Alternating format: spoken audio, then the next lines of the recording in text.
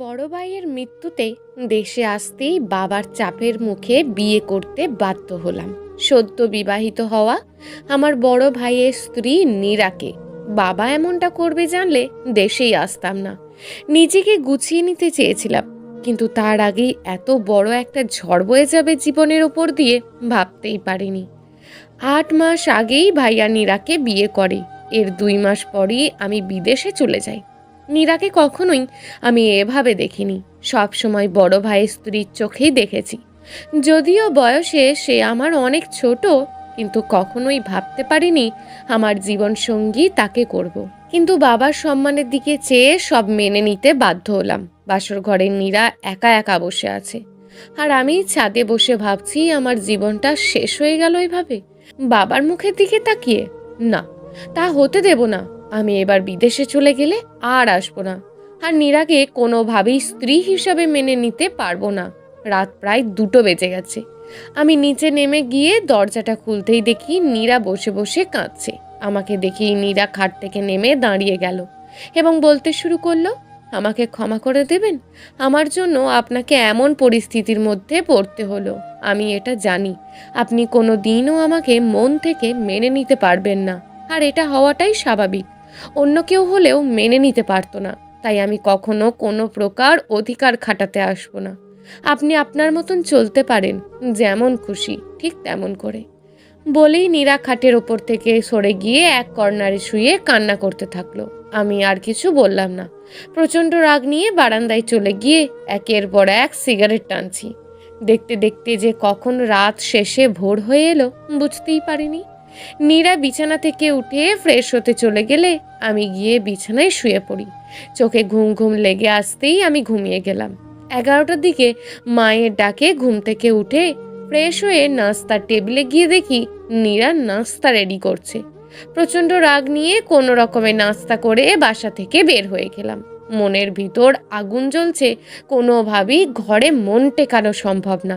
মনে মনে ভাবছি গিয়ে বন্ধুদের সাথে আড্ডা দিয়ে সময় পার করে দেব। যে কদিন দেশে আছি তার রাত করে বাড়ি ফিরবো যখন নীরা ঘুমিয়ে পড়বে। ওর মুখটাও আমার দেখতে ইচ্ছে করে না কেন জানি। ভাবতে ভাবতেই বন্ধুদের মাঝে চলে গেলাম। যেতেই বন্ধুরা বিভিন্ন রকমের মন্তব্য শুরু করলো। সরাসরি বলতে শুরু করলো, কি রে বন্ধু, কেমন রাত কাটলো, ভালোই তো পেয়েছিস ভাবিকে। আরো অনেক রকম বাজে কমেন্টস করতে শুরু করলো। ওদের কথায় মেজাজ আরও খারাপ হয়ে গেল। ওদের সাথে তেমন কোনো কথা না বলি সেখান থেকে উঠে চলে আসলাম। নিরিবিলি একটা জায়গা দেখে বসে পড়লাম। পকেট থেকে ফোনটা বের করে ডাটা কানেকশন অন করতেই মেসেঞ্জারে টুংটাং শব্দ করে দিয়ার মেসেজ আসতে শুরু করলো। দিয়ার সাথে বিদেশে থাকা অবস্থা থেকেই ফেসবুকে পরিচয়। কিছুদিনের ভিতরেই আমাদের সম্পর্কটা ভালোবাসায় রূপ নেয়। আমি কখনো বিশ্বাস করতাম না যে ভার্চুয়ালে ভালোবাসা হতে পারে, কিন্তু দিয়া তা ভুল প্রমাণ করে দিয়েছে। ও আমাকে ফোনের অন্য প্রান্ত থেকে এমনভাবে কেয়ার করেছে যে মনে হতো সে সব সময় আমার পাশেই ছিল। এত হাজার মাইলের দূরত্বকেও তখন দূরত্ব মনে হতো না। বাস্তবতার জন্য এই কয়েকদিনের মেয়েটাকে মেসেজ দিতেই পারিনি। না জানি কত কিছু ভেবে বসে আছি।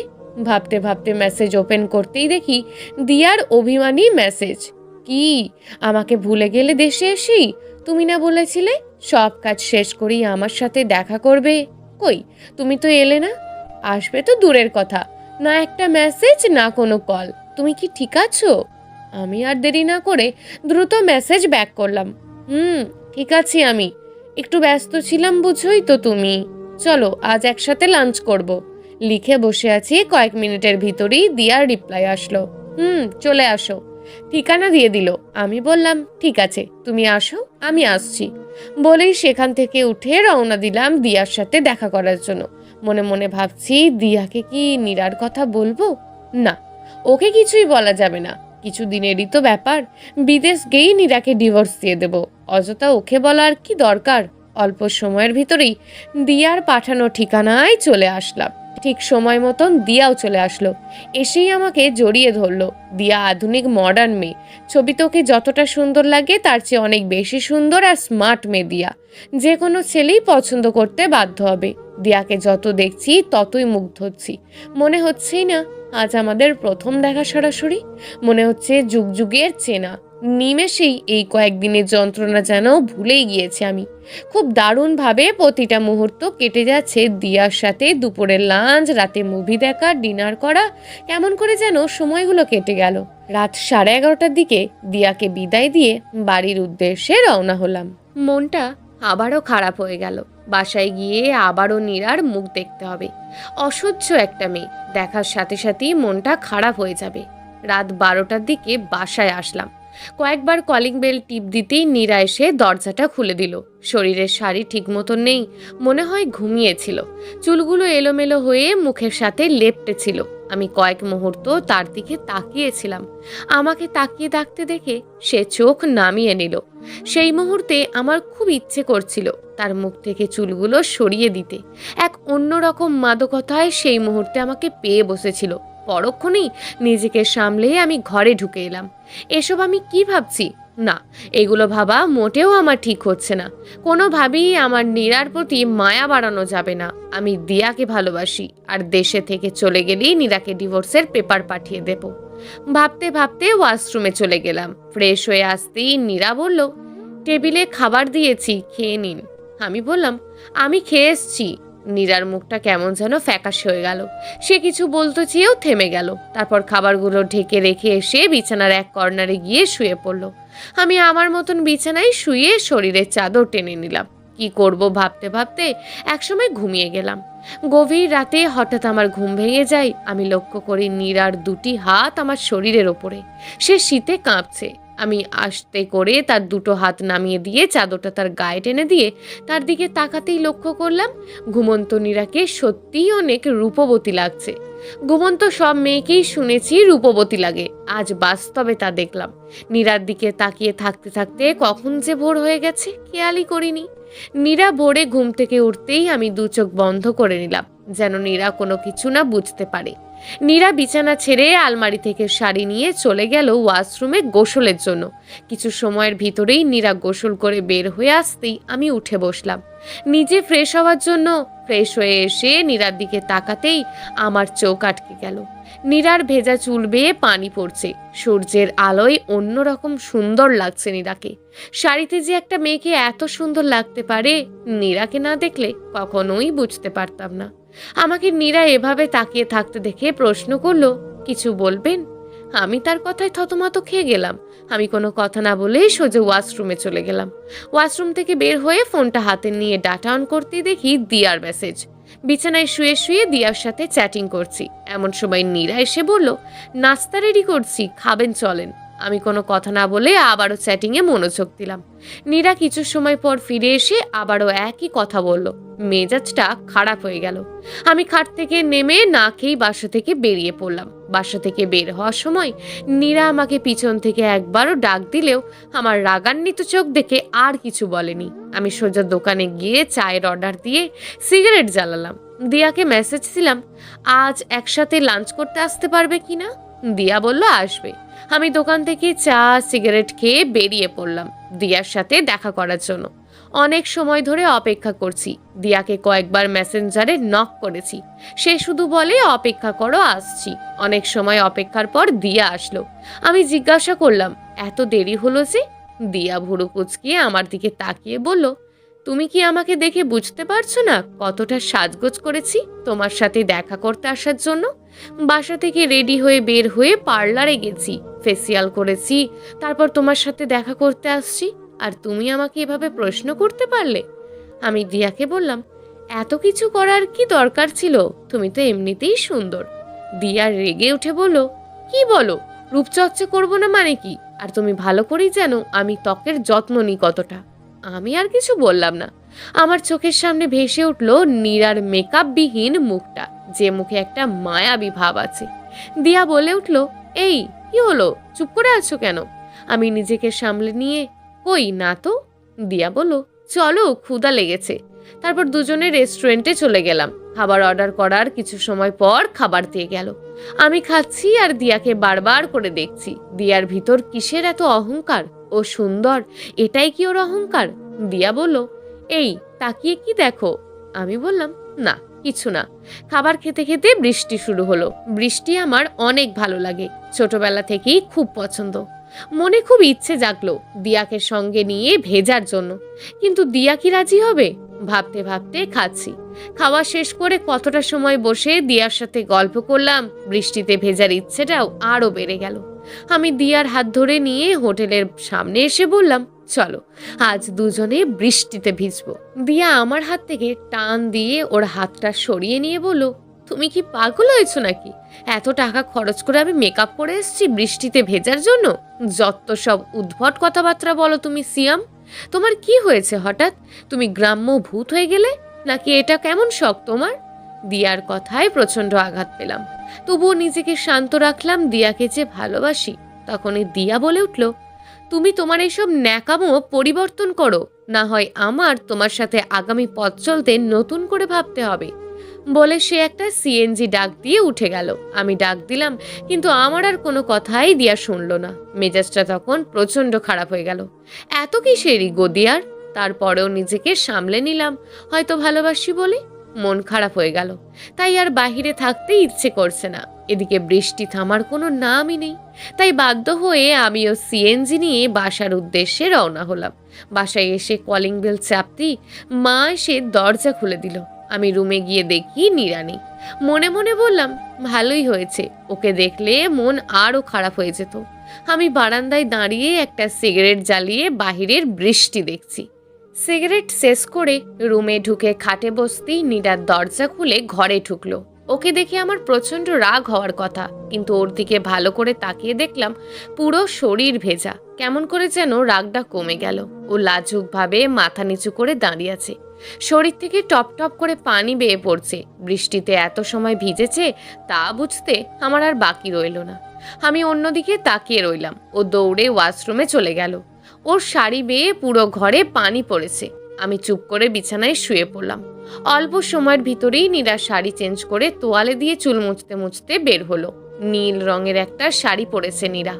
নীল রং আমার সবচেয়ে পছন্দের রং হবার কারণে চোখ আটকে গেল নীরার দিকে। অপূর্ব সুন্দর লাগছে নীরাকে। আয়নার সামনে গিয়ে চোখে কাজল দিচ্ছে। আয়নায় নীরার প্রতিবিম্ব ভেসে আসছে। সাধারণ সাজে অপলক সুন্দর লাগছে নীরাকে। নীরার সাজা শেষ করে আমার দিকে তাকাতেই আমি নিজেকে লোকাতে চাইলাম, কিন্তু আমি জানি আমি তা পারিনি। নীরা আমার পাশে এসে বলল, আজ এত তাড়াতাড়ি চলে আসলেন বাসায়? আমি বললাম, এমনিতেই। দরকার না থাকলে আমার সাথে কোনো কথা বলার প্রয়োজন নেই। নীরার মুখটা ফ্যাকাশে হয়ে গেল। সে মাথা নিচু করে বলল, আচ্ছা আমাকে কেমন লাগছে আজ? আমি ওর দিকে না তাকিয়ে বললাম, যেমন ছিলে তেমন। নীরা আর কোনো কথা না বলে চলে গেল ঘর থেকে বাহির হয়ে। আমি মেসেঞ্জার অন করে দিয়াকে নক করলাম। বললাম, রাগ করেছো? দিয়া রিপ্লাই করলো, রাগ করবো না তো কি করব? তুমি দেশে এসে কেমন হয়ে গেছো একবার ভেবে দেখেছো? কি সব গ্রামের মেয়েদের মতন তুমি আমাকে থাকতে বলছো? জানো আমার কতটা কষ্ট লেগেছে? আমি বললাম, দেখো আমি এভাবে বলতে চাইনি, আসলে সব সময় এগুলো ব্যবহার করলে তো স্কিন নষ্ট হয়ে যাবে। দিয়া রাগের ইমোজি দিয়ে লিখলো, দেখো শ্যাম, এই বয়সে যদি ফ্যাশন না করি, ত্বকের যত্ন না করি, তবে কি বুড়ি হয়ে করব? আমি বললাম, আচ্ছা ঠিক আছে, তোমার যেমন খুশি তেমন করে সেজো। দিয়া আমাকে বলো, দেখো আমার মডার্ন ছেলে ছাড়া পছন্দ না। তুমি বিদেশে ছিলে তখন একরকম ছিলে, কিন্তু দেশে এসে তোমার পরিবর্তন হয়ে গেছে। আমি তোমাকে ওই রকমই দেখতে চাই। আমার সাথে খ্যাত টাইপ কথাবার্তা কখনোই বলবে না আর, তাহলে হয়তো আমাদের রিলেশনটা আর কন্টিনিউ করা সম্ভব হবে না। দিয়ার কথায় প্রচন্ড আঘাত পেলাম। এগুলো কি বলছে দিয়া? আজ প্রায় 4 মাস ধরে ওর সাথে সম্পর্ক, হঠাৎ করে এতটা পরিবর্তন কেন? আমিও তারপরে নিজেকে সংযত করে নিলাম। এমনিতেই সংসারের অশান্তিতে আছি, তার উপর যদি দিয়ার সাথেও ঝামেলা করি তবে মনটা আরো খারাপ হয়ে যাবে। তাই ওকে বললাম, আচ্ছা ঠিক আছে, আমি যেমন ছিলাম তেমনই থাকবো। দিয়া একটা হাসির ইমোজি দিল। এর মাঝে নীরা নাস্তা নিয়ে ঢুকলো। আমি খেয়াল করে দেখলাম আমার প্রিয় লুচি আর আলুর দম নিয়ে এসছে। আমার অসম্ভব প্রিয় একটা খাবার। এই বৃষ্টির দিনে এমন নাস্তা মানি জিভে জল চলে আসলো। নীরা নাস্তাগুলো এগিয়ে দিল। আমি কোনো কথা না বলে খেতে শুরু করলাম। খাবারের টেস্ট আজ অন্যরকম লাগছে। মায়ের হাতের লুচি আর আলুর দম অনেক প্রিয় আমার, তাই তার হাতের লুচির স্বাদ আমি কখনোই ভুলতে পারবো না। আমি নীরাকে প্রশ্ন করলাম, লুচি কি তুমি বানিয়েছো? নীরা মাথা নেড়ে বলল, হ্যাঁ আমি বানিয়েছি।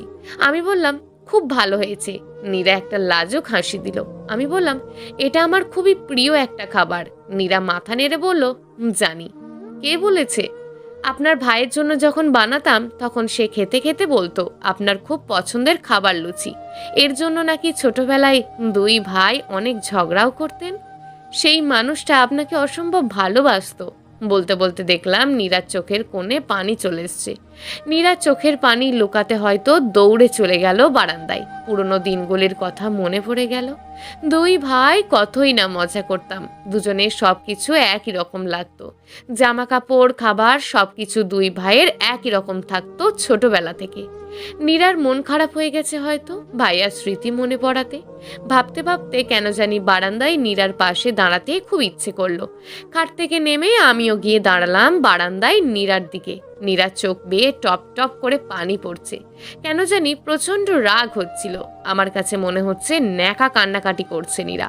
কিছু বলতে যাব, এমন সময় নীরা বলে উঠল, আসলে আমার জন্য আপনার জীবনটা এমন হয়ে গেছে, কিন্তু আমি কখনোই চাই না আপনার জীবনটা এমন হোক।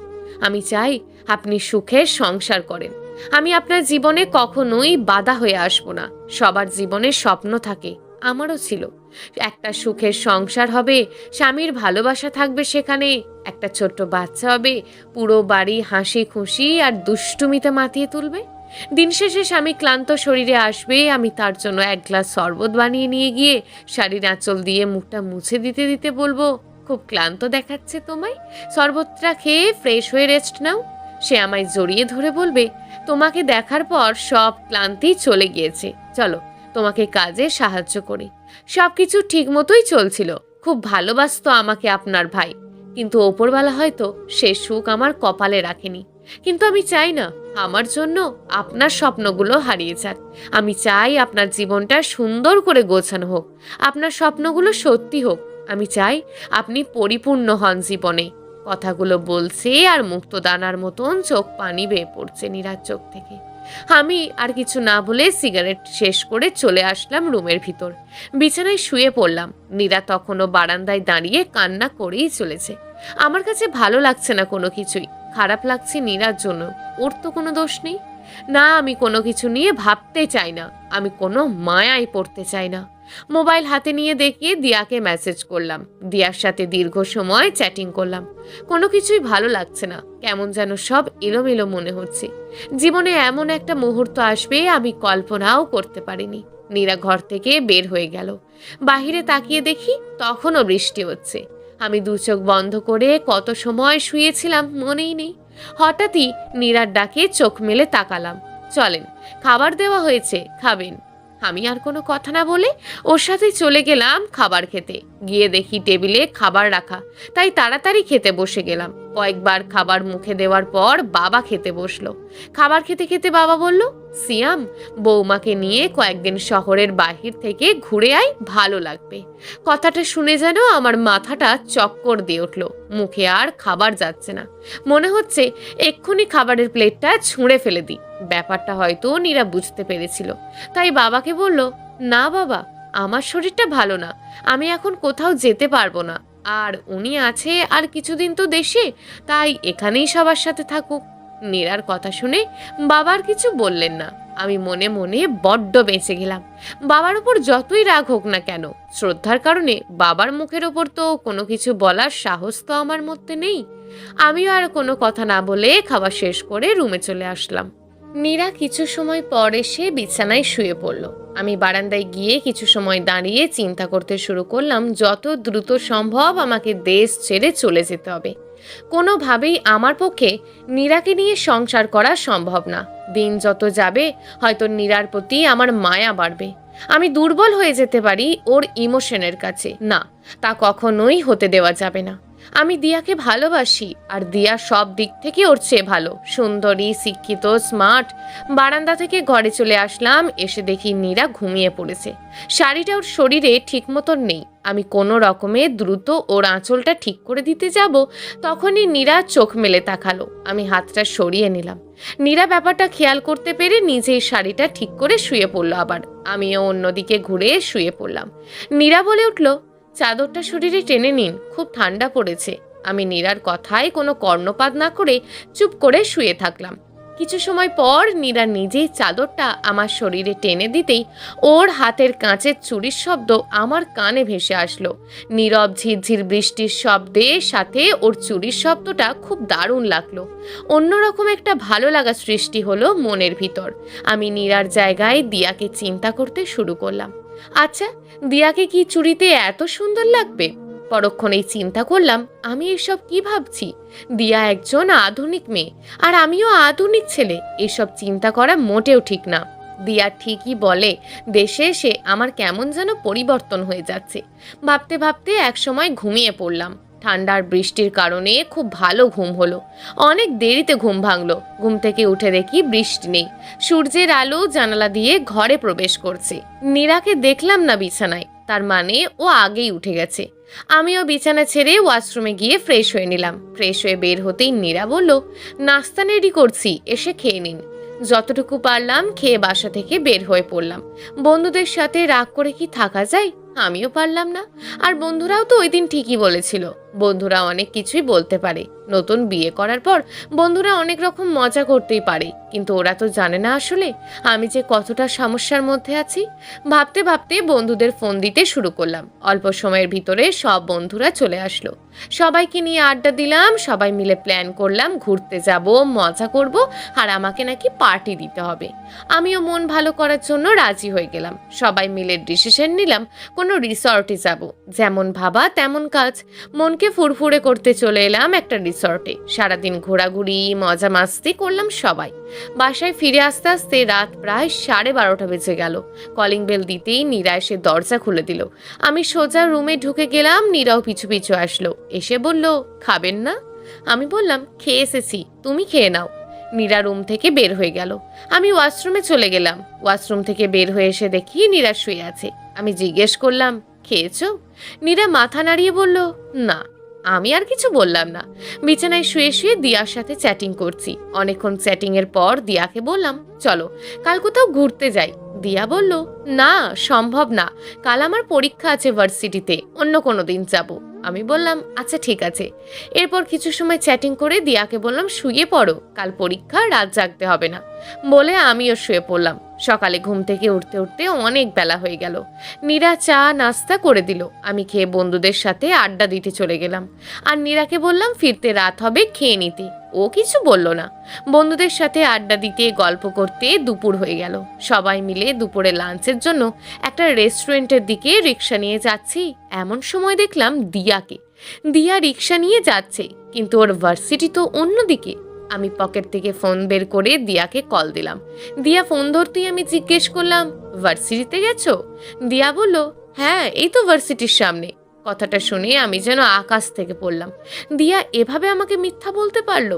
কিন্তু কেন মিথ্যা বলা? আমি কখনো ভাবতেও পারিনি দিয়া এমনটা করতে পারে। আমাকে এর কারণ খুঁজে বের করতেই হবে। বন্ধুদের বললাম, তোরা লাঞ্চ কর, আমি একটু আসছি। বলি দিয়ার পিছু নিলাম। দিয়া রিক্সা গিয়ে থামলো একটা মার্কেটের সামনে। আমিও একটু দূরে আমার রিক্সাটাকে থামাতে বললাম। দিয়া দাঁড়িয়ে থাকা অবস্থায় একটা কালো রঙের গাড়ি এসে থামলো। গাড়ি থেকে একটা ছেলে বের হতেই দিয়া দৌড়ে তার বুকে ছুটে গেল। এমন দৃশ্য দেখবো আমি কখনো ভাবিনি। শুধু যদি বুকে ছুটে গিয়ে ক্ষান্ত হতো তবুও মেনে নিতে পারতাম, কিন্তু প্রকাশ্য দিয়া সেই ছেলেটাকে কিস করলো। এমন দৃশ্য দেখার পরে কোনো প্রেমিকের পক্ষে সেখানে দাঁড়িয়ে থাকা সম্ভব না। চোখ দুটো যেন আমার বন্ধ হয়ে আসছিল। কি হচ্ছিল এসব আমার সাথে? কোনো কিছুই আমার সাথে যাচ্ছিল না। সবই যেন আমার বিপরীত। দিয়া এমনটা কি করে করতে পারলো? আমার মাথায় সে সময় কোনো কিছুই কাজ করছিল না। ইচ্ছে করছিল গিয়ে দিয়াকে প্রশ্ন করতে, কেন এমনটা করলো আমার সাথে, কিন্তু তা করতে পারলাম না। ওর প্রতি নারীদের প্রচণ্ড ঘৃণা সৃষ্টি হয়ে গেছিল সেই সময়। ওখানে না দাঁড়িয়ে আমি সোজা বন্ধুদের কাছে চলে গেলাম। রাগে পুরো শরীর পুড়ে যাচ্ছে। ইচ্ছে করছে দিয়ার গলাটা চেপে ধরে প্রশ্ন করতে, এটাই কি তোমার আধুনিকতা? কোনোভাবেই যেন নিজেকে আর আটকাতে পারছিলাম না। না পারছিলাম পরিবারের মানুষগুলোর দেওয়া আঘাত নিতে, না দিয়ার দেওয়া আঘাতটা। সেই রাতে বন্ধুদের সাথে প্রচণ্ড ড্রিঙ্কস করে পুরো মাতাল হয়ে বাসায় ফিরি। কলিং বেলটা কয়েকবার চাপতেই নীরা দরজা খোলে।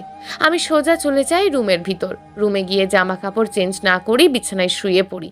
মাথাটা কেমন যেন ঘুরছিল। নীরাও আমার সাথে সাথে ঘরে ঢুকে নাক চেপে ধরে বলে, আপনি মদ খেয়ে এসেছেন? নীরার কথায় ওর দিকে ঘুরে তাকিয়ে দেখলাম ওর চুলগুলো এলোমেলো হয়ে আছে, চোখ দুটো লাল, মনে হয় কিছু সময় আগে কান্না করেছে। নেশাটা প্রচণ্ডভাবে ধরেছিল। ওর কথার উত্তর না দিয়ে আমি ওর দিকে চেয়ে আছি। নীরা আবার বলে উঠল, কি হলো, উত্তর দিচ্ছেন না কেন? আমি আপনাকে তো বলেইছিলাম আপনার জীবনে কোনো বাধা হয়ে দাঁড়াবো না, তারপরেও কেন আপনি এমন করছেন? বলতে বলতে আমার সামনে আসতেই আমি ওর হাত ধরে টান দিয়ে ওর বুকের সাথে চেপে ধরি। তখন আমার মাঝে শুধু একটা জিনিসই কাজ করছিল, সব মেয়েরাই বেঈমান, বিশ্বাসঘাতক। হয়তো সেটা দিয়ার দেওয়া আঘাতের কারণেই, কিংবা নীরাকে ওই অবস্থায় দেখে আমি ওর মোহে পড়ে যাই। নীরা সে রাতে আপ্রাণ চেষ্টা করে উঠে যাওয়ার জন্য, নীরা চেষ্টা করে নিজেকে আমার বাহুডোর থেকে ছাড়িয়ে নেওয়ার জন্য। একটা সময় ওর সব চেষ্টা ব্যর্থ হয়, পেরে ওঠে না আমার শক্তির সাথে। সে রাতে নীরা নিজেকে বিসর্জিত করে আমার কাছে। আমি হিংস্র হায়নার ওপর ঝাঁপিয়ে পড়ি নীরার দেহের ওপর। যখন আমার হুঁশ ফেরে তখন অনেক দেরি হয়ে গিয়েছে। সকালে যখন চোখ মিলে দেখলাম নীরার দেহটা আমার শরীরের ওপর, তখন আমি রাতের ঘটনাটা মনে করতেই নিজেকে খুব ছোট মনে করতে লাগলাম। যদিও নীরা আমার স্ত্রী, কিন্তু তাকে আমি স্ত্রীর মর্যাদা দিইনি, আর তার সাথে আমি সংসারও করব না। কিন্তু রাতে যা করেছি তা খুবই অন্যায় কাজ করেছি। প্রচণ্ড অনুশোচনায় ভুগতে শুরু করলাম। আমি বিছানা ছেড়ে উঠে ফ্রেশ হয়ে বাসা থেকে বের হয়ে গেলাম। তখনও নীরা ঘুমাচ্ছিল। নিজেকে অনেক ছোট মনে হচ্ছিল। সারাদিন বন্ধুদের সাথে আড্ডা দিয়ে সন্ধ্যায় বাসায় ফিরি। রুমে গিয়ে দেখি নীরা বারান্দায় দাঁড়িয়ে আছে, হয়তো কান্না করছে। আমিও বারান্দায় চলে যাই। আমাকে দেখে নীরা চোখের পানি মুছে জিজ্ঞেস করে, কখন আসলেন? আমি বলি, মাত্রই আসলাম। নীরা বলল, আপনি দাঁড়ান, আমি চা করে নিয়ে আসছি। আমি নীরার হাতটা চেপে ধরে বললাম, দেখো, কাল রাতে যা হয়েছে তার জন্য আমি অনুতপ্ত, তুমি কিছু মনে করো না। নীরা চুপ করে রইল অনেক সময়, কোনো কথা বলল না। তারপর বলল, ভুলের কিছুই হয়নি, আপনার অধিকার আছে সম্পূর্ণ আমার উপর। আমি আর কিছু বলতে পারলাম না। হয়তো সেদিন সে আমার ব্যবহারে অনেক কষ্ট পেয়েছিল, আমিও অনুশোচনায় ভুগতেছিলাম। সব দিক থেকে আমি পুরো হতাশ হয়ে গিয়েছিলাম, তাই আর দেশে থাকতে ইচ্ছে করছিল না। হতাশ থেকে মুক্তি পাওয়ার জন্য ছুটি শেষ হওয়ার আগেই বিদেশে চলে যাওয়ার সিদ্ধান্ত নিলাম। নীরার সাথে তেমন কোনো কথা হতো না। নীরাও হয়তো রাগে অভিমানে আমার দিক থেকে মুখ ফিরিয়ে নিয়েছিল। যে নীরা এত কিছুর পরেও হাসি খুশি থাকার চেষ্টা করত, সে নীরাও কেমন যেন মন মরা হয়ে গেল। ওর হাসি কান্নাকেও আমি পাথর বানিয়ে দিই। এদিকে সেদিনের পর দিয়ার সাথেও আর তেমন কোনো যোগাযোগ করতাম না। যদিও দিয়াও যোগাযোগ করার চেষ্টা করত, ফোন দিত, আমি এড়িয়ে যাওয়ার চেষ্টা করতাম। দিয়া প্রতিদিনই ফোন দিত, কখনো আমি রিসিভ করতাম, কখনো করতাম না। নিজের ভিতরটা জ্বলে পুড়ে যাচ্ছিল অনুশোচনায়। নীরার সাথে আমি অনেক বড় অন্যায় করে ফেলেছি, এটা ভেবে দিন দিন আমি মানসিকভাবে ভেঙে পড়ছিলাম। নীরা প্রয়োজন ছাড়া আমার সাথে আর একটা কথাও বলতো না। হঠাৎ একদিন বন্ধুদের সাথে দেখা করতে যাওয়ার সময় বাসায় ফোনটা রেখে চলে যাই। বন্ধুদের সাথে যখন রাতে আড্ডা দিয়ে বাসায় ফিরি, তখন নীরা আমাকে বলে, আপনাকে একটা মেয়ে ফোন দিয়েছিল, সম্ভবত মেয়েটা আপনাকে অনেক ভালোবাসে, কাল সে আপনার সাথে দেখা করতে চাইছে। আমি থতমত খেয়ে যাই। আমি বুঝতে পারি যে দিয়াই ফোন দিয়েছিল। নীরা বলতে শুরু করলো, জীবন এভাবে চলে না, আপনি মেয়েটার সাথে দেখা করেন, মেয়েটা অনেক কান্না করেছে, মেয়েটা সত্যি সত্যি হয়তো আপনাকে অনেক ভালোবাসে। নীরার কথায় প্রচণ্ড রাগ উঠল আমার। আমি রেগে গিয়ে নীরাকে বললাম, কিসের ভালোবাসা? কাকে ভালোবাসা বলে? তুমি যে আমাকে ভালোবাসো সেটা তুমি জানো? নীরা আমার দিকে কয়েক সেকেন্ড তাকিয়ে তারপর বলল, আমি আপনাকে ভালোবাসি না। বলেই নীরা ছুটে চলে গেল বারান্দায়। আমিও নীরার সাথে ছুটে গেলাম। নীরা কান্না করছে। আমি বললাম, এই, কান্না করবে না, তুমি বলছো আমি যাব, কিন্তু কোনো রকম কান্না করবে না। নীরা চোখের পানি মুছতে মুছতে বলল, হ্যাঁ, আপনি আগামীকালকেই যাবেন এবং ওই মেয়ের সাথে কথা বলবেন। প্রয়োজনে যদি দুজনের কথা বলে ভালো লাগে, বিয়ে করে বাসায় নিয়ে আসবেন। আমি আপনাদের পথের বাধা হব না। তারপর আর আমাদের মাঝে এই বিষয়ে আর কোনো কথা হলো না। আমি দিয়াকে মেসেজ দিয়ে বললাম, কাল আমি তোমার সাথে দেখা করব, কোথায় কখন দেখা করব তা তাকে জানিয়ে দিলাম। দিয়াও বলল, ঠিক আছে, সময় মতন আসবে। তারপর আর কোনো কথা বললাম না। মনে মনে ভাবলাম, ওকে সেদিনের কথা বলবো যা আমি দেখেছি। কিছু সময় পর নীরা রাতের খাবার নিয়ে ডাক দিল। রাতের খাবার খেয়ে এসে বিছানায় শুয়ে পড়লাম। নীরাও এসে পাশে শুয়ে পড়ল। দুজনের মাঝে সে রাতে আর কোনো কথা হলো না। সকালে উঠে ফ্রেশ হয়ে নাস্তা করে বের হলাম দিয়ার সাথে দেখা করার জন্য। যেখানে দেখা করার কথা সেখানে চলে গেলাম। অপেক্ষা করতে শুরু করলাম দিয়ার আসার। আমি ঘড়ির দিকে তাকিয়ে দেখি আগেই চলে এসেছি। সময় মতন দিয়াও চলে আসলো। আমাকে দেখে দৌড়ে আমার বুকে ছুটে আসলো। ও আমার বুকে মাথা রাখতেই আমার সেদিনের কথা মনে পড়ে গেল। সাথে সাথেই দিয়াকে ধাক্কা দিয়ে বুক থেকে সরিয়ে দিলাম। দিয়া আমার দিকে তাকিয়ে বলল, এটা কি হলো? আর তুমি এভাবে আমাকে এড়িয়ে যাচ্ছ কেন শিয়াম? আমি বললাম, সেদিন পরীক্ষা কেমন দিয়েছো? ভালো দিয়েছি। মেজাজটা খুবই গরম হয়ে গেল। আমার সামনে এসেও দিয়া কিভাবে মিথ্যে কথাটা বলছে? আমার ধৈর্য আর কোলায় না। আমি বললাম, তুমি এত মিথ্যা বলো কিভাবে? তা পরীক্ষা কি তার বুকে আর ঠোঁটে দিয়েছিলে নাকি?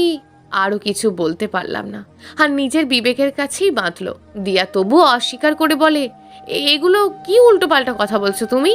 আমি ঠাস করে একটা চর বসিয়ে দিয়ে বললাম, আমি মিথ্যা বলছি? ওই দিন ওই জায়গায় তুই যাসনি? একটা ছেলের সাথে দেখা করিসনি? দিয়া বলে উঠল, হ্যাঁ করেছি। তো কি হয়েছে? তোমার যদি ভালো না লাগে চলে যাও, আর কখনো আমি তোমার সাথে যোগাযোগ করব না। তোমার মতন কত শত ছেলে আমার পিছনে ঘোরে। কথাটা শুনেই ইচ্ছে করছিল এক্ষুনি ওর গলাটা টিপে ধরি, কিন্তু পারলাম না। নিজেকে অনেক ছোট মনে হচ্ছিল আমার কাছে। আমি ওকে আর কিছু না বলে ওখান থেকে চলে আসলাম। মনটা খারাপ হয়ে গেল। ভেবেছিলাম হয়তো ও সত্যিটা বলবে, তখন সব বলে ওকে আমি ক্ষমা করে দেব। কিন্তু ও যা বলল তারপর ওর সাথে থাকা বা ক্ষমা করার প্রশ্নই ওঠে না। মনের ভিতর মেয়েদের প্রতি আরও কিছু ঘৃণার জন্ম নিল।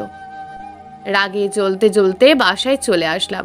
বাসায় এসে রুমে বসতেই নীরা এক গ্লাস শরবত এসে দিল। তারপর পাশে বসে বলল, সমস্যার সমাধান হয়েছে আপনাদের? আমি কোনো কথা বললাম না। নীরার দিকে চেয়ে দেখি চোখ দুটো লাল বর্ণ হয়ে আছে। নীরা বলল, আমি কিছুদিনের জন্য বাবার বাড়ি যাব, যদি দিয়ে আসতেন ভালো হতো। আমি বললাম, ঠিক আছে, তুমি রেডি থেকো, বিকেলে তোমায় দিয়ে আসবো। সেদিন বিকেলে নীরা তার বাবার বাড়িতে দিয়ে আসি, আর এদিকে বিদেশে যাওয়ার জন্য আমি প্রস্তুতি নিতে থাকি। অল্প কিছুদিনের ভিতর বিদেশে যাওয়ার সমস্ত ব্যবস্থা হয়ে যায়। যাওয়ার আগে বাবা মা বলেন নীরাকে বাড়িতে নিয়ে আসতে।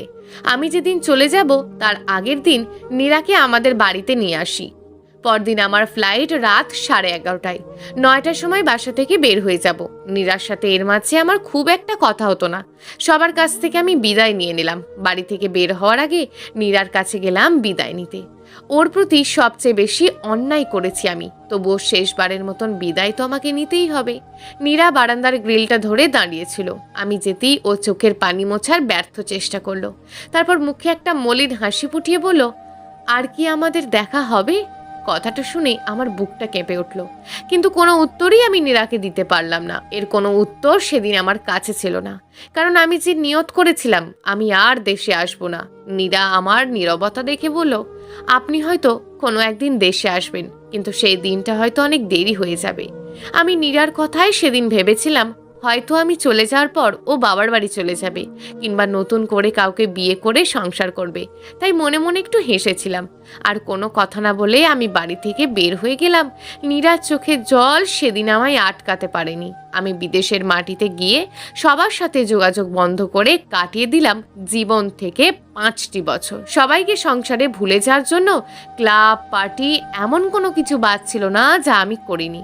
কিন্তু 5 বছরে সেসব করে ক্লান্ত হয়ে আমি বুঝতে পারি আমি আর পারছি না। মায়ার টানে, ভালোবাসার টানে একটা সুখের সংসারের আশায় আমি আবারও ফিরে আসি দেশে।